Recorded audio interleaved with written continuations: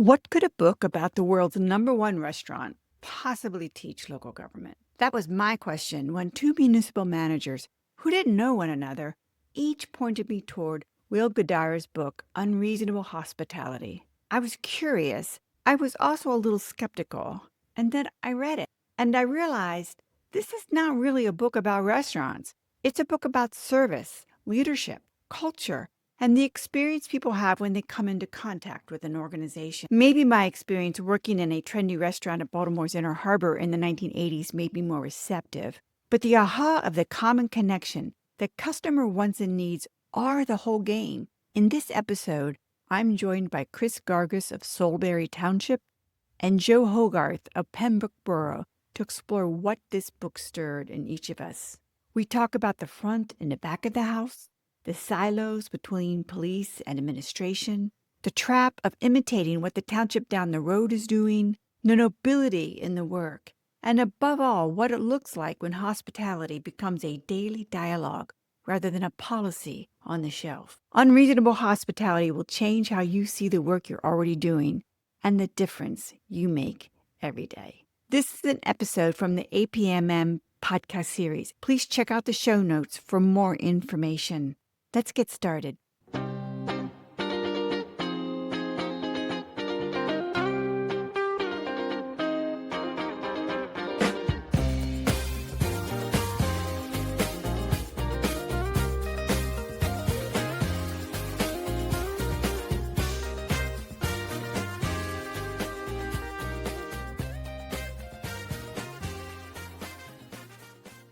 Hello, everybody. We have a great episode for you today on PCC Local Time. This is an episode about the book Unreasonable Hospitality. Two of my favorite people are joining me today to talk about how they came to learn about this book. They turned me on to the book, and we think there's lots to learn from this book about local government. You might think to yourself, what the heck does the restaurant world have to do with local government? So let's start by talking each one of us a little bit about how we came to the book. And Joe, if you wouldn't mind starting. So mention another person, Simon Sinek. I'm a big fan of Simon Sinek. Watched a lot of his videos, read a lot of his books. And he got involved with a bunch of police executives, I think out in the West Coast, and they formed a group called The Curve. And I had seen that. One of my contacts on LinkedIn had liked that, wondered what it was. So I went out there and started looking around at that. And I watched a video interview between Simon Sinek and Will Guidara talking about the book. And it piqued enough of my interest that I wanted to buy the book. So I did, read it, and was just blown away with the similarities and what I believe would be successful takeaways in local government. The same things that he was mentioning, he found success in running a world famous restaurant, and then what we can use for local government and service. I know we talked about this connection. What on earth does this have to do with it? And I just think it has to do with people. And it's the commonality. It's just the people. Yeah. And Chris, you and I were working together with your leadership team on building an exceptional customer service model. And you brought a podcast episode to share with the team. Maybe you could talk a little bit about how you came across this book, how you were Sure. introduced. I am a member of Seth Winterhalter's Municipal Leadership Development Circle. He goes through a book a week and daily gives you little bites on how it applies and what you could work on going forward and relate through to municipal government. It was the week that we were meeting for our executive leadership team, and Seth was going through this book, Unreasonable Hospitality. And we had just started talking about within our group and our work, Nancy, exceptional customer service. And this jumped out to me immediately, just how Will and their team went that extra mile. I mean, there's some stories in here about the servers going to the restaurant goers' homes to let their dog out because they were there enjoying their meal for a longer time. And just to think about some of those over-the-top exceptional customer service, not that we can necessarily deliver that here, but it just sets you in a different frame of mind. Yeah, I think though, what we've learned through this conversation and through the stories that we worked on at Soulberry, that there are some examples that really fall very close to the way this customer service experience is defined within this book. I was very surprised at how accessible it was, how much I was able to draw from it that relate to the work that I do with teams around collaboration, working across silos, getting very focused on the purpose and the importance of everybody's work, work. And I came from a restaurant experience of my own from my 20s. I was a very pristine restaurant at the very start of the Inner Harbor development. If you remember the pavilions back through the 80s, there was a restaurant there called Gianni's. It was all white tablecloth. It had very strict rules about how you served, and we had to come in early and taste the food and learn about what wine was paired with what food. We couldn't carry any of the menu with us. We had to know the specials that were going to be offered that day. And it was a very challenging job for me. And the story that I told you I wanted to tell, and I'll tell it quickly, is one afternoon when it was between shifts, the restaurant was very quiet and they got a call that Barbara Bush and her lady friends wanted to come in for some tea. And so they asked me if I would serve the table, and they sat out in a very lighted area. It was not my station that day. So, of course, I immediately began doing my checking about the table, and I realized that they'd seated them at a table that was a rocking table. The table rocked a bit. So as I greeted them and talked to them, I went over to the bar, which is what I normally do if a table rocks. I took a matchbook and I said, "Excuse me one moment." And I just went down underneath the table to stick that match under the leg of the table so that it wouldn't rock when I served them tea. And when I stood back up, I was surrounded by Secret Service people. They wanted to know what the heck I was, ma'am. And it was a kind of a funny moment of story about serving her, but it was just one example of some of the stories we had there. But many things in that book that talked about the way the kitchen operated versus the way the service people operated. There was often tension. Sometimes food would get thrown in the kitchen. I mean, it was, a lot of, and it's an intense environment. Let's put it that way. But I think the book really also, stressed the importance of what is the customer experience from the moment they walk into your municipal building, from the moment they walk into a restaurant. What is their experience? So I think we could start with the first theme today, just talking about balancing some of the roles. There's different roles within the municipality. I'm going to have Joe start because Joe is, in addition to being the police chief, also the borough manager. And so he has a very clear understanding of how the relationships between one part of the relationship can sometimes be disconnected from another. Police departments often are. Sometimes when I consult and we have leadership team development, maybe we're working on performance evaluation and the chief says, "Oh, that doesn't apply to us. We do our own thing." And it's just taken in stride that the police are different. So maybe you could talk a little bit about your philosophy in that regard. Yeah, I don't know what's contributed to that mentality. Perhaps it's the historical fact that the police are often the highest paid employees in your municipality. I'm really not sure, but I've seen it exist nevertheless. Like the example that Will gives in the book, you have this separation of powers as you would in a restaurant where the chefs are back there cooking, and I don't want wait staff coming back and telling me how to prepare the fish or plate the fish or whatever. Certainly the wait staff doesn't want me out there waiting on the tables. And so there's a separation of power, but they support one another. And I believe that's what we need to work toward in local government. Certainly, a municipality the size of Pembroke, and we're very small, we have very limited staff. We sort of have to do that out of necessity, but I would argue that even larger municipalities should be doing that out of necessity. But I think as leaders, we have to work towards making our folks, if they don't already understand that, make them understand that you're not better as a police officer than you are than the public works folks or the codes, because you all need one another. And we've certainly seen scenarios here in Pembroke where we have relied on one another. And it comes about, I told the story before, where just some very proud moments. They're simple moments, but I'm proud nevertheless, where, my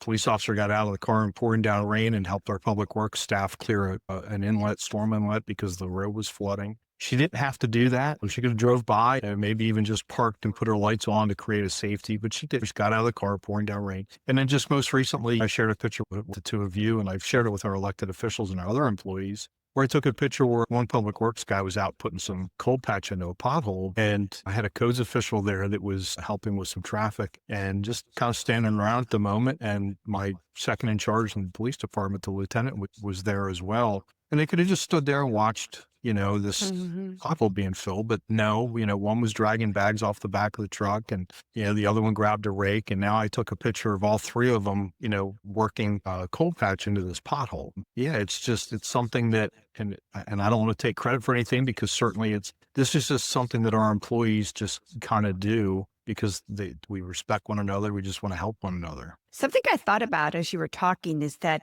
in the book, they really do start out as kind of a small boutique kind of restaurant. And you could kind of relate that to some of the smaller local governments. And it would be very interesting to have a conversation with some of the larger local governments and see how they would respond to the topics that we're discussing today. Is this scalable? In other words, some of the ideas that we're talking about, I think they also address that in the book. When you get larger, there are new challenges that come with the size, but you still at the core, these are the themes that sort of permeate their leadership philosophy. And so, Chris, if you could just sort of react to that same thought, just balancing the roles in the organization. And I will say, you have had an experience of transitioning the police chief. So you have had to, as you formed your leadership team, kind of go from one style of policing to another. I think that has made your leadership team cohesive and having that participation of the police chief. I think what it boils down to, the employees understanding what each other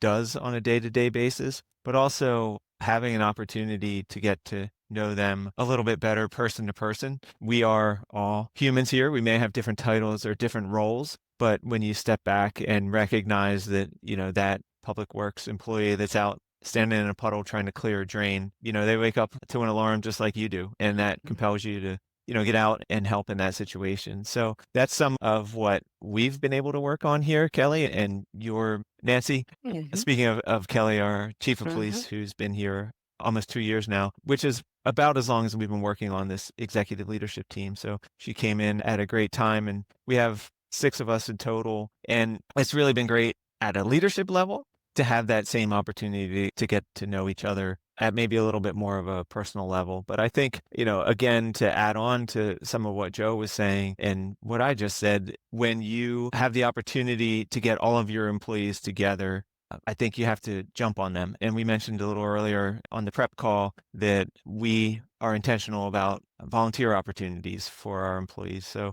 we'll try and take once every quarter in the morning and volunteer. We volunteer at farms, pulling weeds, harvesting crops that get donated to food shelters. We've helped at thrift stores, that type of thing. And that's really, to me, it's fun to watch as the leader, just to see different departments working together. And they may be doing menial tasks, right? Sorting through Mhm. clothing or whatever it might be. So I think that all kind of flows in what Joe was talking about.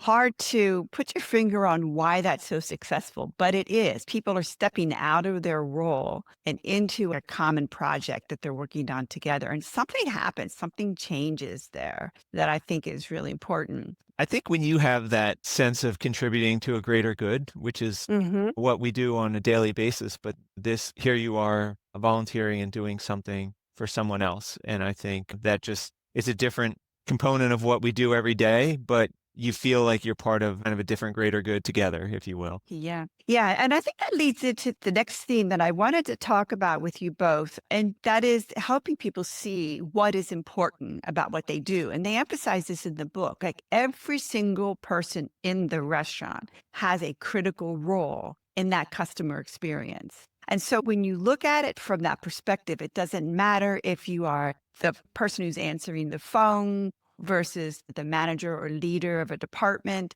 You have an important role. And so, what we sort of can learn from that book is just that elevating that understanding of what everybody does somehow impacts. And I want to kind of uncover what is it that that does just by helping people to understand what everybody does and how you all, Chris, if you could start. I know we've been doing some work just around gathering stories, which I think is a key part. Before we did the stories, we just did sort of the traditional interviews, which we learned a lot. We were listening to the employees. But when we went and started working with the leadership team, we took it to another level. So talk a little bit about how those stories and other ways that you've helped people understand what the other people do so that everybody gets familiar. Yeah, in the book, I thought it was really interesting how they talked about the pre-meal prep or meeting that they had daily. They got the wait Yeah. staff together, the chef staff together. They talked about specials, those types of things. And they shared the stories of Hmm. the customer success stories. And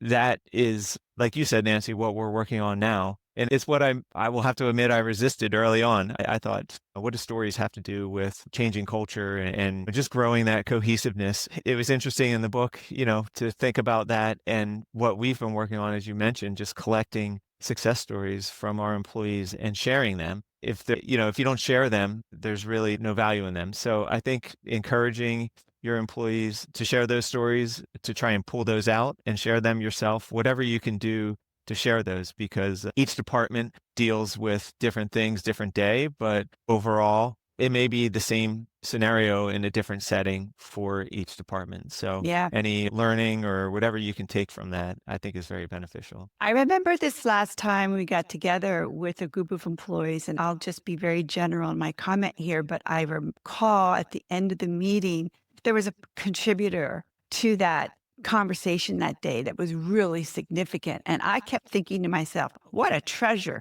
This person is just full of really interesting things to say, which I think Yeah. the other employees will appreciate. And at the end of the meeting, somebody looked at you and said, have you ever heard that person talk that much? I didn't even know that he could talk that much. And it was that kind of noticing an observation that was novel and very interesting Yeah. to tap into. Yeah. So I think that there is another piece to this. It's larger than ourselves. This is about community. This is about really not just connecting with each other, but connecting with community. I wanted to ask Joe to talk a little bit about some of his thoughts about this and finding people's passion to really build in a collaborative work environment is just Joe, you come from a place where you're always looking at your people for what it is that they do well, what it is that they need to develop. And it's something that I think is a wonderful leadership trait. And you also told a very powerful story, which I'm going to ask you to tell again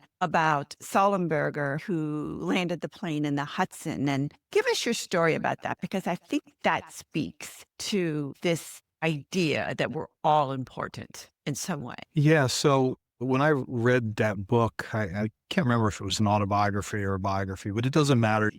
When you learned about his life, you learned that he was very tenured and as an airline pilot, very senior captain, had done a lot of training with the airline that he was working for. And prior to that, he was an Air Force, I think, fighter pilot or something. So obviously he had done a lot of training there. And as an appendix to the book, there was some letters that people had written him after the incident. And one gentleman had written him, and the contents of that letter really struck me. And he talked about how, as an airline pilot, and nobody knew Captain Chesley Sullenberger prior to this incident, except for his limited sphere of influences, his wife, his kids, his coworkers, his friends and family. And that's how most of us go through life, that we don't have a very big sphere of influence. And probably most of us wouldn't want that, even if we could have it. But and the words that this author of the letter used was toil and obscurity, right? We just get up every morning and we just go to work. And I think sometimes it's very easy to think, well, we're not making a difference. But what a shame it would have been if he wasn't, I think the words were, prepared and qualified for that moment, that he would be kind of thrust into this incident. Now, whether it makes the national headlines or it doesn't is irrelevant. But I think there's times that we can all look back on our lives thinking, yeah, this is the time that I prepared for, whether it's a law enforcement officer going to a call and saving a life, or talking to somebody so they don't end their own life. There's just so many of these examples that we go through life. And I think what I had mentioned before that stood out to me was, I heard a football coach tell his players one time, you're done here, you'll be known for one of three things: success, survivability, or significance. And only one of those points to what you did for others. Certainly if you're known for success, you're known for surviving things. It just has to do with you. And I think, as Chris mentioned, the thought that you're a part of something bigger than yourself. And I think significance is a lot more important than success. Yeah. Yeah. And I think about how public service presents this opportunity to show up every single day and meet the moment. And it may be that you just do this for years and nothing really, shall we say, there's no fame to it, associated to it. But when I hear stories from local government, I've always been just transformed by the difference people do make in people's lives. And I want to ask Chris to talk about something which he may not be totally prepared to talk about because we didn't talk about it earlier on. But when I hear you speak, Joe, I think about Chris's preparation over many years as a runner. And I have to imagine that his experience, and I think he said that he has run, this will be his 21st time running the Boston Marathon. Is that right? Yeah. A It's, couple weeks. and we got into this one day on a call, and I just want you to share a little bit about how your running kind of links with your life philosophy and showing up for the job, showing up for people. Yeah. I mean, first of all, I think it provides structure and motivation. But overall, I really think it helps from a mentality standpoint, when you face challenges to just break them apart, right? One by one. I mean, you don't finish a marathon thinking that it's just one piece and you're going to cross the finish line as feeling as good as you do when you start. You go through different phases and you just have to have that stay the course mentality, a little bit like the toiling in obscurity, right? But you never know when you're actually going to need to dig into that. That could be late in a running race or a long day at work or whatever it may be. You're preparing yourself mentally more so than physically. And I think the Sully example, and that was an excellent book because he had been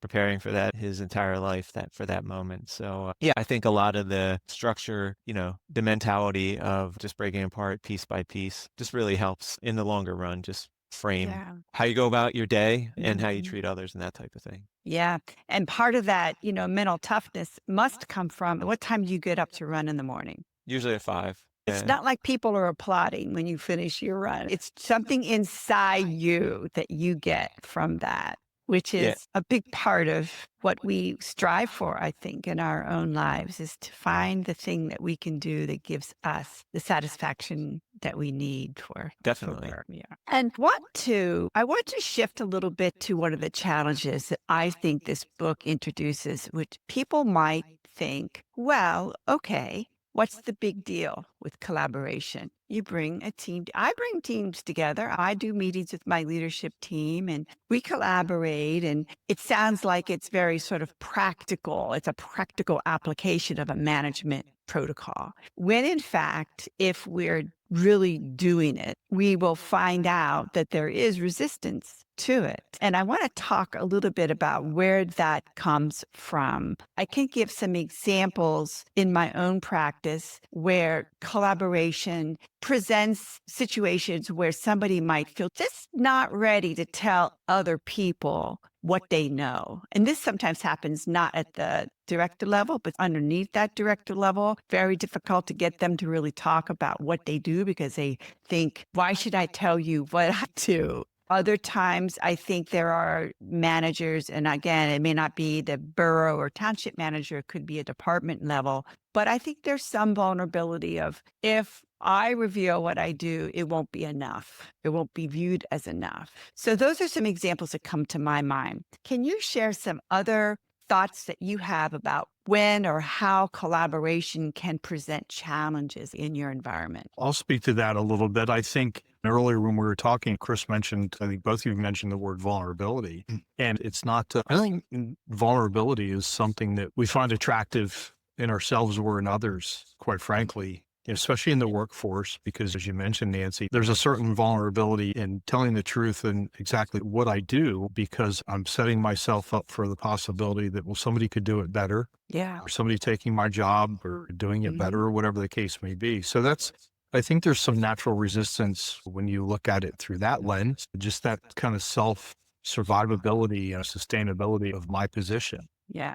And I think it was you, Joe, that talked about just this. It's an old way of thinking. I don't know that the younger generation shares this so much as I see it in the older generation, that you're trained to be all knowing. And so, from a manager standpoint, being collaborative might mean asking questions instead of having the answers, which is a whole different skill. Yeah, I do remember talking to you about that. And I think I brought up the movie, U-571 with Matthew McConaughey and Harvey Keitel. There's a scene there where Matthew McConaughey finds himself as the now captain of the submarine, and it's being attacked. And the crew's asking, what do we do? What do we do? And I think he says something along the lines of, I don't know. Harvey Keitel, being the old salty sailor of the crew, takes him aside and kind of slaps him around a little bit and says, don't you ever tell the crew, you don't know. You're the captain. You're the all-knowing. And especially in law enforcement, I've seen you have a similar mentality where you have a rank structure. You have this hierarchy, and think of the street sergeant or even the chief. And I can speak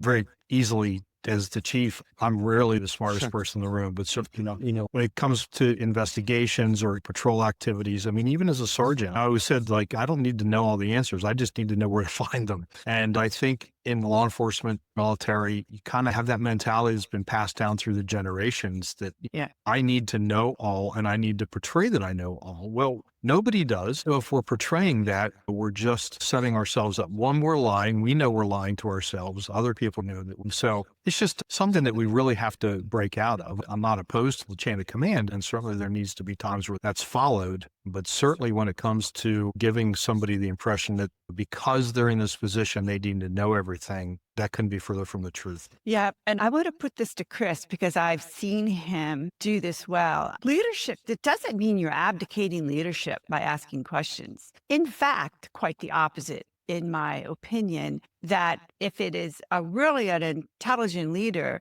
they're going to know there's some questions here we need to ask before we come up with an exit plan or whatever the challenge is at the moment. Chris, from your point of view, then, how do you square leadership skills with this other area, which is you're not a police chief, you're not a, director of public works. So how do you see that leadership skills squaring with this other piece of not knowing everything? Joe hit the nail on the head. I'm with him, being able to find the answers. And he mentioned humility a little earlier as well.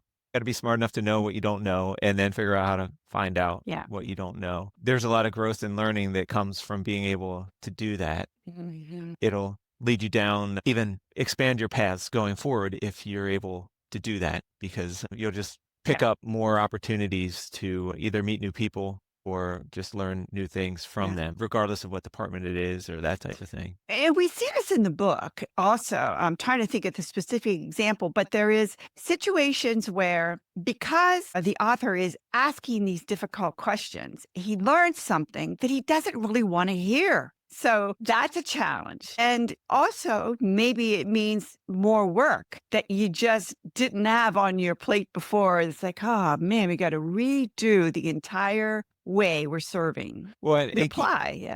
you hit on a great point when they completely revamped the restaurant. And one thing that the author talks about a lot as they were trying to climb to the #1 restaurant in the world was they would go to the other restaurants that were better than them and try and learn. And eventually they went down enough of a rabbit hole where they just kept trying to get better and better and better. And they released a whole new menu and went through and it was met with really poor ratings. Yeah, bombed. Yeah, it bombed big time. So, that goes back to asking the questions and listening to the feedback you get, I think is huge because they course correct pretty quickly there after that happened. Yeah. So this is something we didn't really touch on in our prep call, but I think it's a good moment to introduce it. Like there is this, imagine, and I used to really promote this with my clients, go visit some other municipalities and shadow somebody in a similar role. And I think that's a great learning opportunity. But there's a difference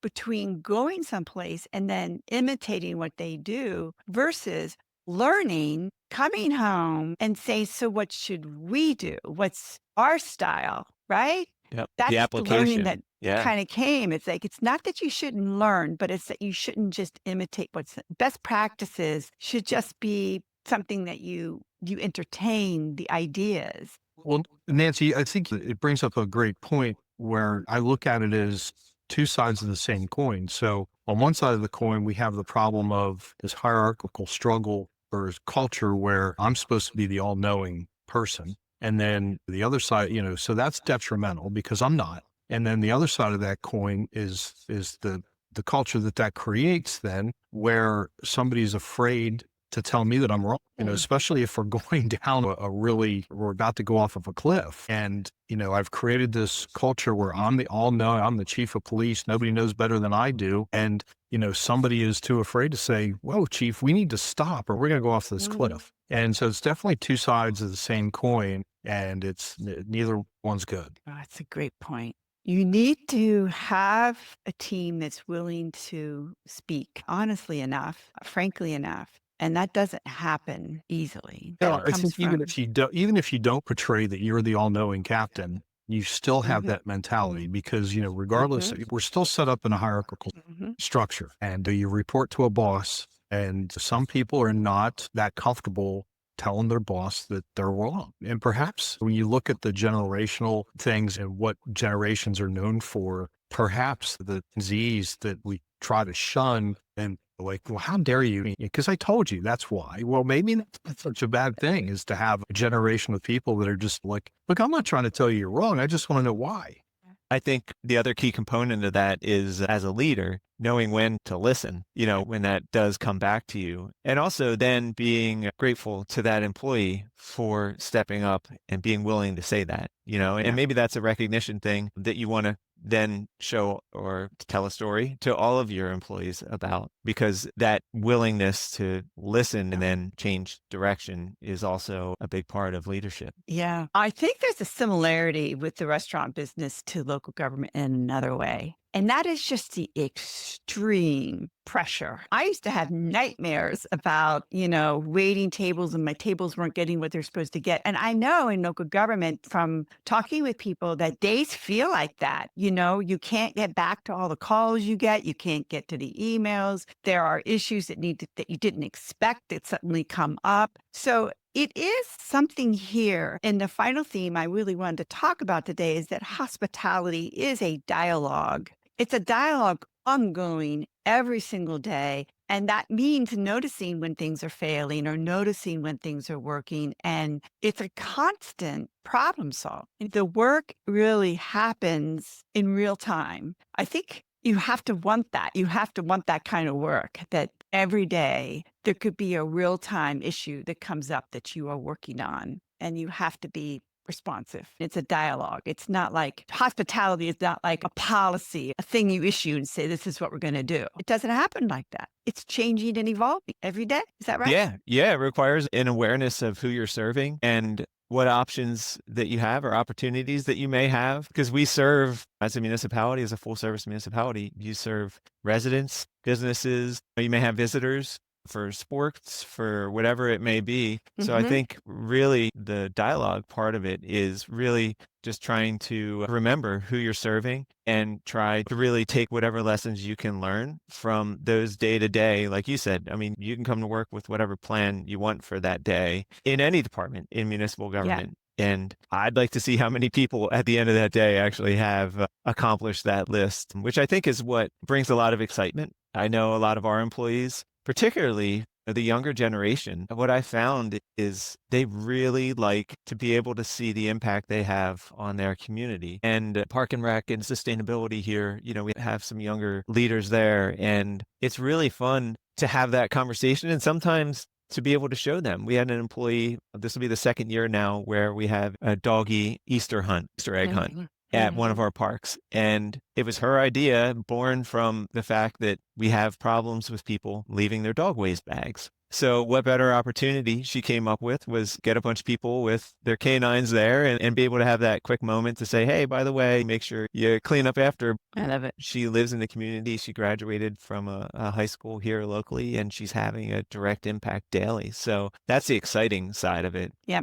There's a freedom in being able to really share your ideas with one another. Again, that goes to the dialogue piece. And I want to ask you another tough question, how you see this. But the tough question being is that when there is resistance in the organization, like the work that we did and talking with employees from the very beginning, and you were still sort of developing your leadership style, I think there was a resistance on the part of some of your employees, and you had to make some changes internally to help people understand that there was going to be a different approach going forward. I don't know if you can speak to that. Like, I think managers listening would say sometimes, what do you do with the employee that simply doesn't want to be a part of the process? This is the way they do their job. This is the protocol. I don't know how to change that. They're not really on board. Yeah, that is tough. And, we've talked about a lot of the positive things here throughout this podcast so far, but the reality is that it's not all positive. And sometimes you just have those employees that they want to toil in obscurity. They don't want to really make any change. So I think at that point is where it's incumbent upon the leader, a department head, whatever it may be, to really set and manage expectations. If they're coming to work and doing their job and doing the minimal, they're still meeting the standard. So you have to be able to accept that and also relay that to other employees that may be giving their best and they're seeing someone just meeting the minimum. So you have to be able to recognize and convey that. But you also have to realize there may be other issues that you really can't tackle, and you have to evaluate them individually. But you could see when it hurts the team. Yes. You could be making an effort in an organization where there's a resistance by one person that can really impact the team, particularly if that person is very senior. Yes. Yeah, Yeah. definitely. Okay. Jeff, I'd like you to respond now. If you have some thoughts on this. I have a very small staff, and fortunately, I have a very good staff. I'm very blessed to have the people that I have here. I've had to address some not so good behaviors, and sometimes people aren't here. And going back to the impact thing, it's easy to see those big moments, but they don't happen all the time. It's the day-to-day stuff, right? So this is a conversation I've had with I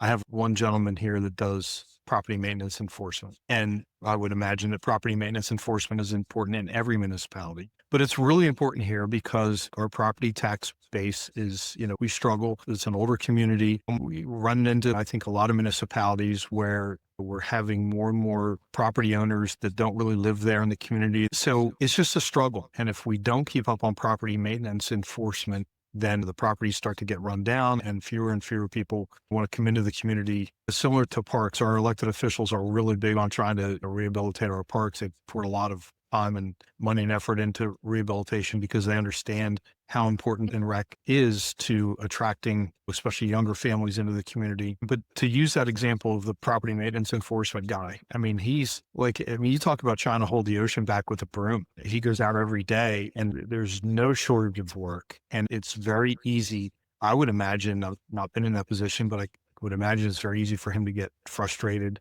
just to get overwhelmed.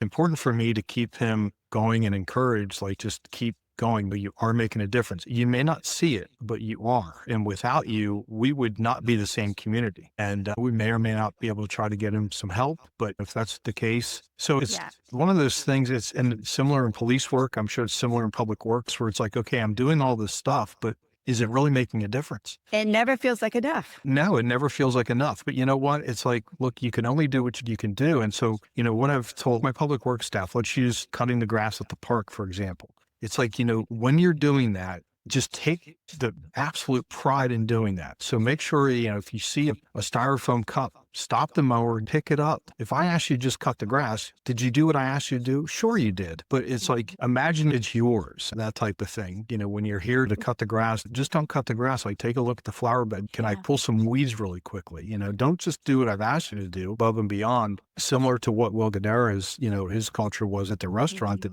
caused them to be number one. They just didn't look at the great food, but everything had to come with it as well. And I think that's one of the biggest challenges as leaders is to just keep encouraging the employees that you are making a difference. You got to just keep going because it's not always seen. Rarely, I think it's seen as a direct impact. If nothing else, this book really did point out what you can as a leader do in terms of guiding and helping the organization to grow and understand their purpose. If you were to leave one takeaway for managers, Chris, where do you start? Where would you say you begin this journey? Just one. There's so many. But I think overall, we talked a little bit about scalability.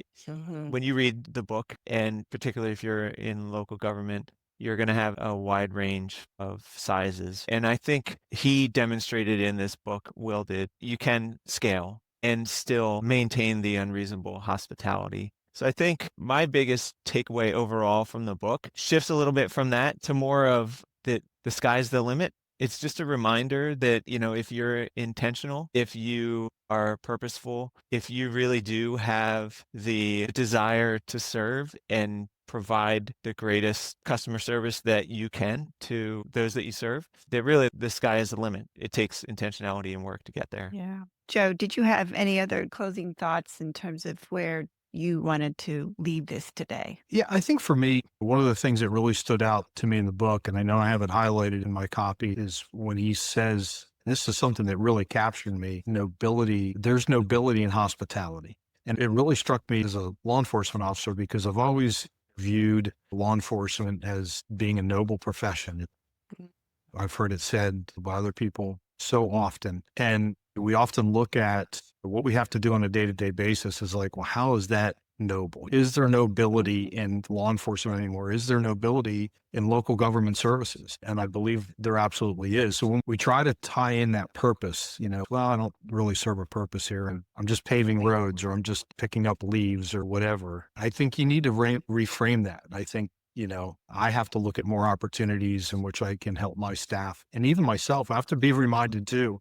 Sometimes it's hard to get up and come in here in the morning and, Yeah. you never know what you're going to face. And I love your other podcast, The Generation on the Rise, and they interviewed the borough manager in our borough. And I love what she said, my job keeps getting in the way of my job. Yeah. And Yeah. I was like, wow, My hats have hats. yeah. So I really can relate to that. So sometimes you just have to remind yourself, but it's, as a leader, it's like, I have to look for more opportunities because I don't think I do this very often. I always want to use, well, I'm too busy as an excuse, but it's like, no, we all have the same 24 hours in a day. So I have to make that time. I have to be intentional to make sure that my folks are encouraged because they do a lot. They do a lot here and they do it well. I really think we didn't get to Joe's story, but I think what really encapsulates the book is Joe's had an officer that had arrested someone that actually thanked them for arresting them, right? And what does unreasonable hospitality look like? Imagine that. So I just thought that was a really neat